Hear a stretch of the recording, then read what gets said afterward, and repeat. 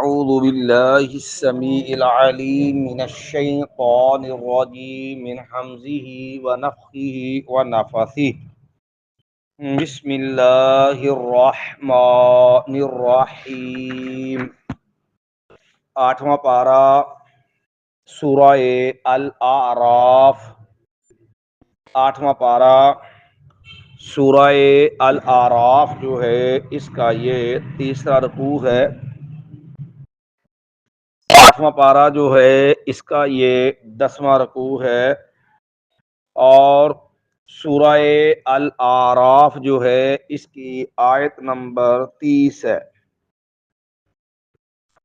اس سے قبل جو آیات ہم نے پڑھی تھیں ان آیات میں یہ بات بیان ہوئی تھی کہ مشرکین مکہ بے حیائی کا ارتکاب کرتے، اس کے لیے دو طرح کی دلیل دیتے، ایک باپ دادا کا رسم و رواج، دوسرا اس برائی بے حیائی کو اللہ کی طرف منسوب کر دیتے کہ اللہ نے اس کا حکم دیا ہے، اللہ نے اس چیز کی تردید کی اور ان ہر چیز کے اندر انصاف کا حکم دیا، اور بالخصوص عبادت کے لیے جو ہے اللہ کے ساتھ خلوص اور اللہ کی طرف متوجہ ہونے کا حکم دیا۔ اور آخر کے آخر میں جو ہم نے سبق پڑھا اس میں جو ہے باس بعد الموت کا تذکرہ تھا کہ مرنے کے بعد تم نے زندہ ہونا ہے، اور اس کی دلیل کیا ہے کہ انسان کے ذہن میں شبہ ہے مر گئے مٹی میں رل گئے تو کہاں کچھ بچا ہی نہیں تو اٹھیں گے کیسے؟ تو اللہ نے دلیل دی کہ اپنے پیدا ہونے کو دیکھو، پیدا ہونے سے پہلے تمہارا نام نشان نہیں تھا، وجود ہی نہیں تھا۔ جس طرح تمہاری پیدائش بغیر نام و نشان کے اللہ نے کر دی نا، کچھ بھی نہیں تھا، تو جو اللہ بغیر نام و نشان کے تمہیں پیدا کر سکتا ہے وہ تمہارے بغیر نام و نشان کے مٹنے کے تمہیں دوبارہ زندہ بھی کر سکتا ہے۔ مایا فریقاً ہدا، ایک گروہ کو اس اللہ نے ہدایت دے دی۔ ظاہر ہے جس نے اللہ کی بات مان لی، اللہ کے احکام کے مطابق اپنے آپ کو ڈال لیا، اللہ کے احکام کے سامنے اپنے آپ کو جھکا دیا، وہ ایمان والے ہدایت پا گئے۔ فریقاً ہدا وفریقاً حق علیہم الضلالہ، اور ایک گروہ حق کا ثابت ہو گئی علیہم ان پر الضلالہ گمراہی۔ مایا جس نے اللہ کی بات نہیں مانی، حق کا رستہ اختیار نہیں کیا، لا محالہ پھر ان کے لیے شیطان کے رستے پہ چلنے کی جو گمراہی ان کے حصے میں آئی۔ مایا اور یہ گمراہی ان کے لیے کیوں آئی، اس کی سبب کیا بنا؟ اللہ نے تو ہدایت کا رستہ دکھا دی، یہ ساری بات سمجھا دی، دیکھو نا، تو اللہ نے ہدایت کے لیے عقل دی، پھر عقل پہ ہی بس نہیں کیا، اللہ تعالیٰ نے اس کو اچھائی برائی کی تمیز شعور دیا اس عقل کی بنیاد۔ فَأَلْهَمَهَا فُجُورَهَا وَتَقْوَاهَا، انسان کو اچھی بری چیز اللہ نے طبی طور پہ القا کر، پھر اللہ تعالیٰ نے اپنی کتاب دی، اپنا رسول بھیجا، پھر ان کو کتاب دی، لکھا پڑھا دین دیا، پھر اس الفاظ کو سمجھانے کے لیے اس کی عملی پریکٹیکلی شکل رسول اللہ صلی اللہ علیہ وسلم بطور ماڈل، نمونہ، اسوہ، ایک زندگی گزارنے کا جو طریقہ ہوتا ہے لائف سٹائل، وہ عملی شکل میں پریکٹیکلی شکل میں وہ بھی دے دیا۔ پھر سارا کچھ سمجھانے کے بعد کہا اب تیرے پاس دو رستے، جنت والا بھی جہنم والا بھی، وَہَدَيْنَاهُ النَّجْدَيْنِ، جس پہ چلنا تیری مرضی بھیا۔ تو پھر بھی بندہ نہیں مانتا تو پھر گمراہی اس کی بد نصیبی ہے۔ مایا تو یہ ان پہ گمراہی ثابت ہو گئی، کیوں؟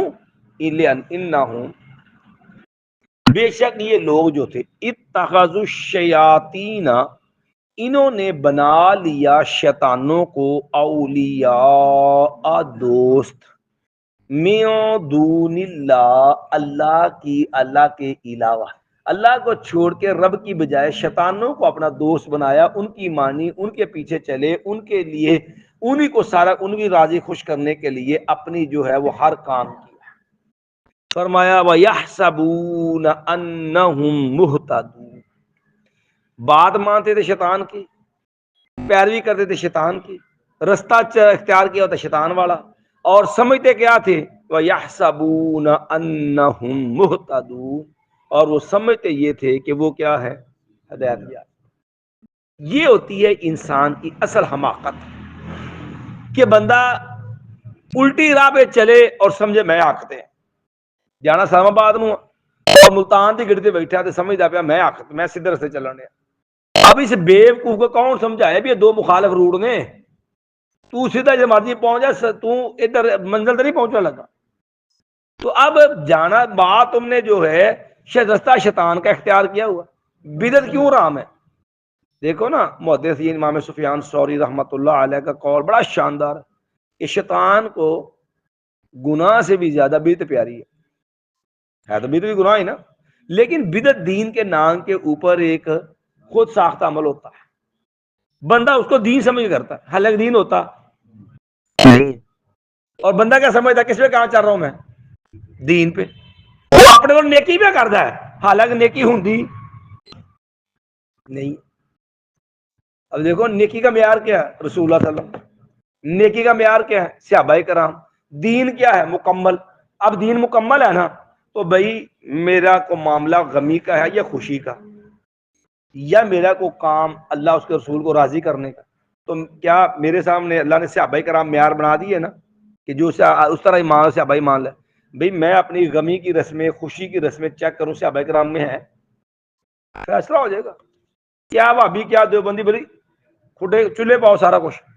صحابہ کرام نو ویکھو کہ جیڑیاں رسماں سا کرن رہے ہیں مرن تے جین دے جیڑے طریقے بنائے یہ ہے ایسی صحابہ کرام، جی ہے ایسی دین نہیں تے پھر میں انہوں پاواں صدقہ جائے نو ثواب درین کیا کراں تے پاواں انہوں جو مرضی لا لو لیبل وہ دین بن سکدا نہیں۔ تو بندہ کردا کی سمجھ گیا؟ مثال 11ویں بندہ دیندا ہے گناہ سمجھ گیا دین سمجھ گیا، ہن 11ویں دین تے نہیں آئے گی کیونکہ پیر عبد القادر جیلانی وال منسوب ہے تے پیر عبد القادر جیلانی رسول اللہ تو 500 سال بعد جمے ہی نے، 500 سال بعد پیدا ہی ہوئے نے تے دین تے 500 سال پہلا پورا ہو گیا سی، وہ چیز دا وجود ہی کوئی نہیں، دین یہ بن جو کل 40 ساتا ہندوؤں رسماں نو جڑا جی وہ اسلامائزیشن کیتی ہے دی اینو تھوڑا جہا پوچا پھیر کے سامی بنایا وہ ہن کیویں بن جو دین؟ لوگاں نو لٹن واسطے قرآن خانی مردے واسطے کرائی جاؤ، مردے نہیں پہنچن لگا لیکن کردے کی سمجھ گئے؟ دین سمجھ گئے، لیکن دین ہے کیونکہ دین ہوگا جو رسول اللہ کا طریقہ ہے، دین ہو جو اللہ نبی نے سکھایا۔ تو میں ان کی گمراہی کیا ہے؟ پیروی کرتے کس کی؟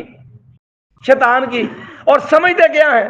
وَيَحْسَبُونَ أَنَّهُمْ، سمجھتے یہ ہے کہ وہ کیا ہے؟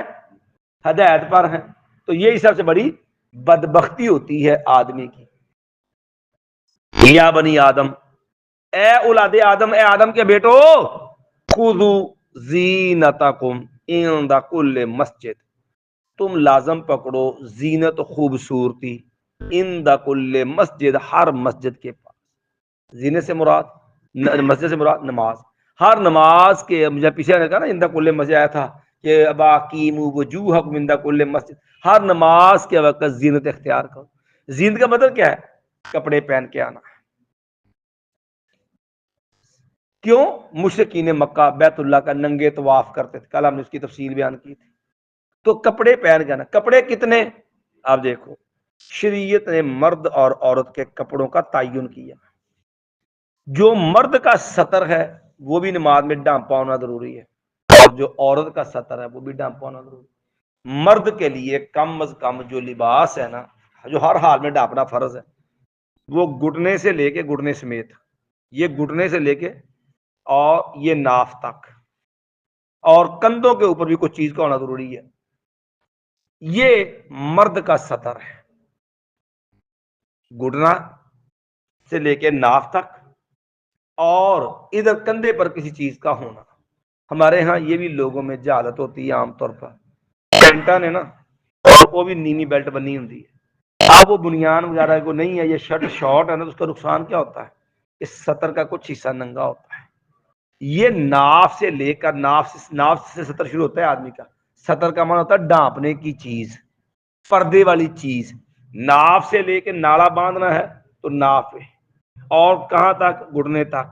پینٹ ہے تو اس کا بڑے پھیر کے رکھو تاکہ آپ کا یہ حصہ جو ناف والا حصہ ڈھانپا جائے، کیونکہ یہ کس میں شامل ہے؟ سطر کے اندر شامل ہے۔ اور کندھے پر بھی کسی چیز کا ہونا ضروری ہے، خواہ بنیان ہی ہوگا بغیر بازوؤں تو، کیونکہ نبی علیہ السلام نے فرمایا نماز کے اندر کوئی بندہ اس حالت میں نماز نہ پڑھے کہ اس کے کندھے پر کوئی چیز نہ ہو۔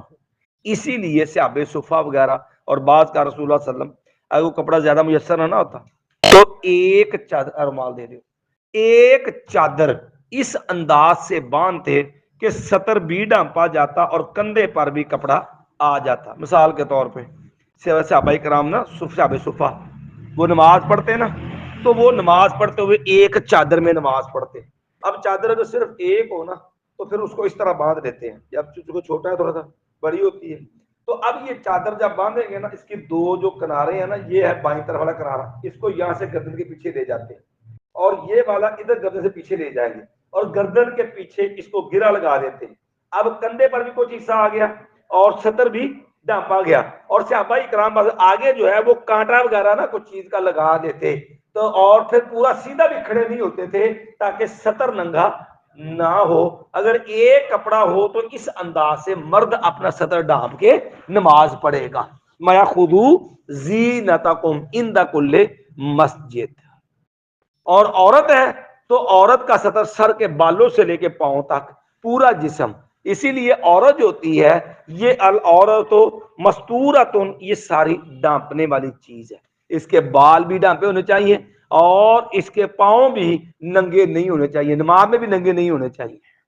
دیکھو رسول اللہ صلی اللہ علیہ وسلم کے پاس ایک صحابیہ نے عرض کی، کہنے لگی یا رسول اللہ صلی اللہ علیہ وسلم ہم نا جاتی ہیں نا مسجد میں آتی ہیں تو رستے میں نا گندگی ہوتی ہے تو ہماری جو چادر لٹکی ہوتی ہے نا تو اس کے اوپر گندگی، اس کو وہ گندگی سے گزرتے ہیں تو وہ ساتھ زمین پہ لگتی ہے تو گندگی لگ جاتی ہے تو ہم اس کو اوپر اٹھا لیں. نبی علیہ السلام نے فرمایا اچھا یہ بتاؤ اس رستے کے بعد آگے صاف رستہ آتا ہے؟ کہتے جی صاف رستہ آتا ہے. تو اور جب اس کے ساتھ وہ مسئلہ جائے گا تو وہ کپڑا کیا ہو جائے گا؟ صاف ہو جائے گا. نبی علیہ السلام نے ظاہری گندگی سے بھی کپڑا اٹھانے کی اجازت عورت کو کیا کہا؟ بعد میں آئے گی جگہ تو اس کے ساتھ کیا ہو جائے گا؟ صاف ہو جائے گا، لیکن اٹھانے کی اجازت نہیں دی. عورت کو پاؤں کیا یہ دوپٹہ جو ہے ایک بالشت مایا اس کو اس سے بھی نیچا کر، اب یہ پاؤں تک کپڑا ہے اور رسول اللہ علیہ وسلم نے اٹھانے کی اجازت نہیں دی. اور عورت کی پنڈلیاں جوان بچیاں ہیں اور پنڈلیاں ننگیاں، مردوں کی پنڈلیاں شلواریں وہ ٹخنوں سے نیچے اور عورت کی پنڈلی بھی ننگی، چاک چھوٹے، سینہ کھلا ہوا، یہ خالصتاً بے حیائی کا انداز ہے. یہ سطر نہیں ہے، یہ سطر کے منافی چیز ہے.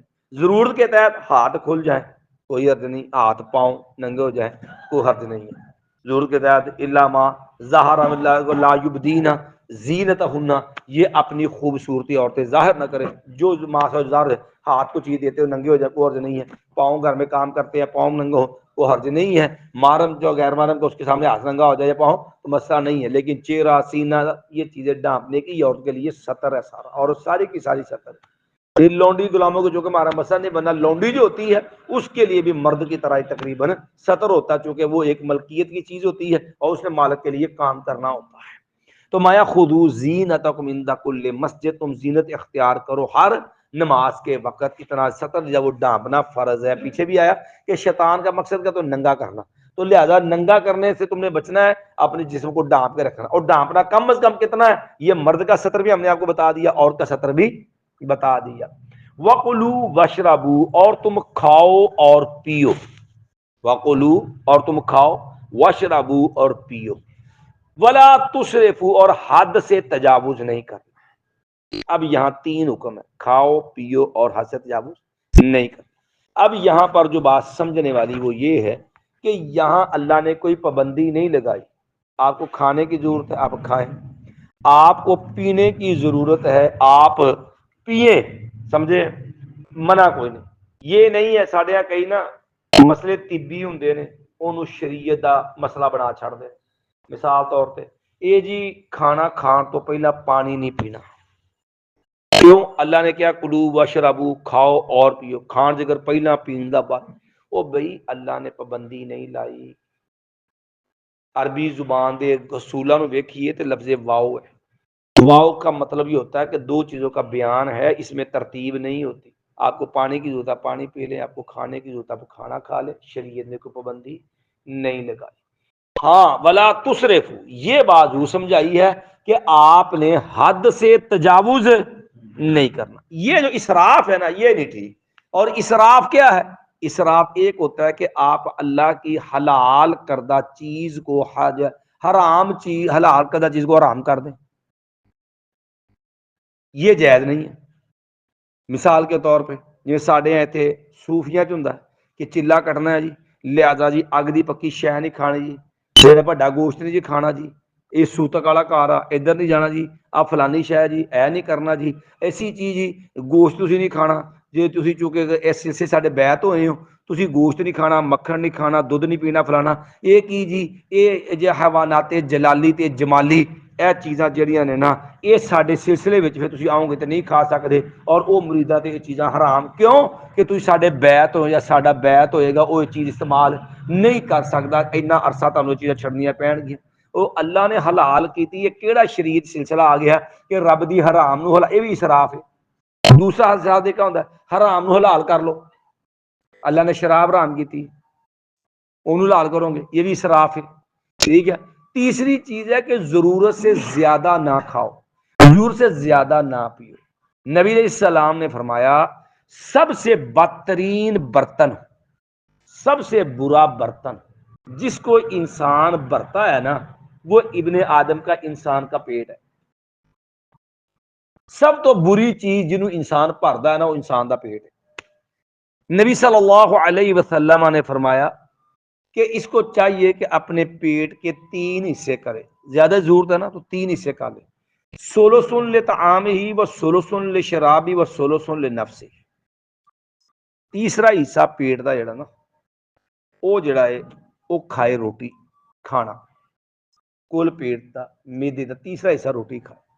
نمبر 2 تیسرا حصہ کرے پانی واسطے، 3 حصے پیٹ دے کر لے، ایک حصہ کھانا، ایک حصہ پانی والا، اور ایک حصہ سانس واسطے۔ میں یکفی لبن آدم لقیمات یقمنا صلبہ، انسان کو، آدم کے بیٹے کو چند لقمے ہی کافی ہیں جس سے اس کی کمر کیا رہے، سیدھی رہے، یہ ہے نبی علیہ السلام۔ اور اہل لکھا لقیمات کے چند لقمے، بعض نے یہ بھی کہا کہ یہ جو ہے اس سے مراد یہ جمع قلت میں آتا، لقمے کی جمع لقیمات، تو یہ زیادہ زیادہ 9 لقمے بنتے ہیں، تو اب یہ چند لقمے ہیں جو اس کے لیے کافی ہیں۔ تو ہمارے ہاں یہ اسراف ہوتا ہے کہ تن کے کھاؤ، پانی نہ تہ لاؤ، ساتھ ہی کیڑی گل آیا آیا ٹھیک ہے نہ صحیح، یہ ظلم ہے، یہ اسراف ہے جو ہمارے ہاں چلتا ہے نا کہ لوگ، خاص کر آپ شادی بیاہ پہ بعض لوگوں کو دیکھ لیں، ہر کوئی تو نہیں ہوتا لیکن بعض لوگ جو ہے نا وہ اس چیز پہ پہچانے جاتے ہیں۔ عمر نے کہا تھا نا کہ 3 چیزیں ہوتی ہیں جس پہ بندے کی حقیقت اصلیت سمجھ آتی ہے۔ جب جیسے انہوں نے ایک موقع پوچھا نا بندے سے، تو فلاں بندے کو جانتے ہو؟ انہوں نے کہا ہاں جی میں جاننا ہوں، فلاں بھی فلاں تعلق کے فلاں خاندان، میں یہ نہیں جاننا ہوئے انہیں کو کھدا ہی کدی بہ کے کہندے نہیں، انہیں سفر کیتا ہی کہنے لگے نہیں، میں ہمسایہ ہی تیرا کہندے نہیں، پھر تو کی جاندا انہوں؟ یعنی 3 چیزوں سے بندہ پہچان، یا ہمسایہ ہوگا تو ہمسایہ نو ہمسایہ دلا دا پتا ہوتا، یا اس کے ساتھ بیٹھ کے کھاتا ہو تب پتا ہوتا ہے کہ بندہ کس نیچر کا ہے، تو یا نال سفر کرو تو بندہ کھولتا ہے کہ بندہ کس نیچر، تو ہوں جدوں نال کھان بہنا تھا تو کئیاں دا مشن ہی کھانا ہوندا، بیاہ روٹیاں تے خاص کر اللہ معاف فرمائے کہ جانوروں کی طرح کھاتے ہیں، انسانوں کی طرح نہیں، پڑھنے وا آن دو جو بھی آتا ہے ٹھیک ہے جی، اور ادھا ادھا کھا کے پنجابی کہندے نے ٹھڈ بھر جاندا ہے اکھاں نہیں بھردیاں، شودھ پن نہیں جانا، وہ نال ادھا کھائی جان کے سٹی جان کے، کی ہے کہ مال مفت دلے بے رحم، یہ ظلم ہے جڑا وصرف ولا تصرف جل روکیا کہ اسراف نہیں کرنا، وہ بھی جنی کی بھوکے اچھے انداز سے کھا لو۔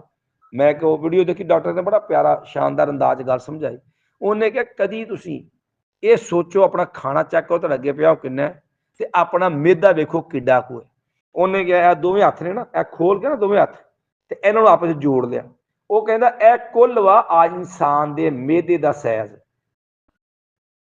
اے انسان دے میدے دا سائز ہے، تو ہن اے ویکھو کہ اے دے وچ اے بندہ کھانا ٹھوکدا کنا۔ نبی علیہ السلام نے فرمایا 3 حصے کر لینا، ایک حصہ کھانے دا، ایک پانی دا، اور ایک سانس واسطے۔ اے زیادہ ساڈے ہاں بیماریاں دی وجہ بھی سب تو بڑی وجہ کی ہے؟ بے تکا کھانا، کوئی ٹائم نہیں، کوئی وقت نہیں، اور کوئی ترتیب نہیں، اور کوئی حساب نہیں، سمجھے؟ یہ ظلم ہے۔ اور اسی چیز سے اللہ نے یہاں پر روکا ہے. اللہ کھانے سے نہیں روک رہا, کھاؤ وشربو اور پیو ولا تسرفو, لیکن اسراف نہ یہ شرعی طور پہ ٹھیک ہے اسراف, نہ طبی طور پہ ٹھیک ہے. ہر دو صورتوں میں یہ اسراف جو ہے یہ ظلم ہے. آپ نے ڈاکٹر شرافت کی کبھی گفتگو سنی ہوگی, وہ کہندے کہ تسی کدی فطرت نو دیکھو, فطرت کو دیکھو گے نا آپ کو سمجھ آئے گی کہ اللہ نے آپ کو جو دانت دی ہیں ان کی تعداد ہے 32. اچھا آپ دانتوں کی کس میں چیک کریں, آپ کے دانت ہیں 3 طرح کے, یہ سادے دانت, یہ نکیلے دانت اور یہ داڑھے. ایک کا کام ہے کاٹنا, دوسرے کا کام ہے پھاڑنا, ٹھیک ہے جی, اور تیسرا داڑھوں کا کام ہے چبانا. کوئی بھی کھانا ہے 32 دانت نے نا, تو آپ اس کو ایک لقمے کو, ان کا کہنا ہے کہ ایک لقمے کو 32 بار چبائیں کہ یہ آپ کے منہ کے اندر کہہ لو کہ روٹی جو ہے وہ بالکل لیکوڈ پانی بن جائے, پھر اس کو نگل جائے. کہتے ہیں ان دانتوں سے کام دانتوں والا لے نا. داڑھوں کا کام کیا ہے, کاٹنا چبانا, جن کا کام چبانا ہے, دانتوں کا کام کاٹنا ہے. کہتے ہیں ہمارے یہاں کیا ہوتا ہے, کٹو تو سیدھا ہی میدے چ. وہ دانتوں کا کام بھی ہم کس سے لیتے ہیں, میدے سے لیتے ہیں. اور اس کا نقصان کیا ہوتا ہے بھئی, میدا ایک گوشت کا ٹکڑا ہے نا, تو اس کا کام جو ہے وہ آپ کے دانتوں داڑھوں والا کام میدے نے تو نہیں کرنا. پھر کی ہوتا ہے, پھر وہ تو بوتلاں جڑی دھکے نال انہوں کھانو گاٹ ہو رہے, کولڈ ڈرنک, یا اس کے اوپر پھر کی ہے جی تو پھکی یا وہ چیزیں. تو اللہ کے بندو, ان کا طبی طور پہ بھی اسراف یہ ہے کہ آپ اپنے دانتوں داڑھوں کو استعمال میں لائیں تاکہ آپ کا معدہ درست رہے. جب اسراف کرو گے, اس کے انصاف سے نہیں کھاؤ گے, تو طبی طور پہ نقصان بھی کیا ہوگا کہ معدہ آپ کا کیا ہو جائے گا, لازمی بات ہے وہ خراب ہوگا. تو اللہ نے فرمایا کلو وکلو, اور تم کھاؤ, واشربو اور تم پیو, ولا تسرفو اور حد سے تجاوز نہ کرو. اسراف حد سے نکل جانا, اور اسراف نہ کرو, کیونکہ انہو یقیناً وہ اللہ جو ہے لا یحب المسرفین, وہ اسراف کرنے والوں کو, حد سے نکل جانے والوں کو اللہ پسند, زیادتی کرنے والوں کو اللہ پسند نہیں کرتا. اللہ کا ایسے لوگ پسند بھی نہیں ہے. اللہ کے حکم کی نافرمانی بھی ہے, اپنا طبی نقصان بھی ہے, اور سب سے بڑا نقصان ہے کہ اللہ کے ہاں یہ بندہ, اللہ کو یہ بندہ برا لگتا ہے, اللہ کو یہ پسند ہی نہیں ہے. ایک بار پھر ترجمہ مایا فریقن ہدا, ایک گروہ کو اللہ نے ہدایت دے دی, وفریقن حق علیہم الضلالہ, اور ایک گروہ اس پہ جو ہے وہ گمراہی ثابت ہو گئی. انہم اتخذوا الشیاطین اولیاء من دون اللہ, یقیناً انہوں نے بنا لیا شیطان کو دوست, شیطانوں کو دوست بنا لیا انہوں نے اللہ کی بجائے. وَيَحْسَبُونَ, اور وہ سمجھتے رہے, أَنَّهُمْ مُهْتَدُونَ, کہ بے شک وہ ہدایت والے ہیں. یا بنی آدم, اے آدم کے بیٹو, خُذُوا زِینَتَکُمْ عِنْدَ کُلِّ مسجد, تم لازم پکڑو, تم لے لو اپنی خوبصورتی ہر مسجد کے پاس. وَقُلُوا, اور تم کھاؤ, وَاشْرَبُوا, اور تم پیو, وَلَا تُسْرِفُوا, اور تم حد سے تجاوز نہ کرو, زیادتی نہ کرو, اسراف نہ کرو. انہو, یقیناً وہ اللہ, لا یحب المسرفین, وہ زیادتی کرنے والوں کو, حد سے تجاوز کرنے والوں کو پسند نہیں کرتا. سبحان بحمدک, اشہد ان لا الہ الا انت, استغفرک و اتوب الیک.